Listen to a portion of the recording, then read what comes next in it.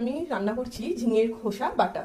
এটাকে বেটে প্রথমে ঝিঙের খোসাটাকে সিদ্ধ করলাম, তারপর এটাকে বেটে নিয়েছি। আর লাগবে আমাদের শুকনো লঙ্কা, কালো জিরে, আর এখানে রসুন, কাঁচা লঙ্কা পেস্ট, আর সামান্য একটু সর্ষের তেল দিলাম। এবার তেলটা ভালো করে গরম হবে, তারপর আমি শুকনো লঙ্কা আর কালো জিরেটা দেবো।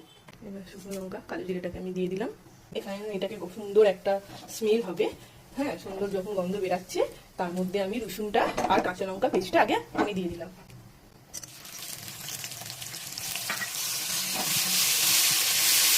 ভেঙে দিলেই তারপরে ওর মধ্যে আমি যে ঝিঙেটা সিদ্ধ করে কেটে রেখেছিলাম সেই ঝিঙে সিদ্ধ বাটাটা দিয়ে দিচ্ছি। দিতে হবে এটাকে নাড়াচাড়া করে তাদের একটুখানি নুন দিলাম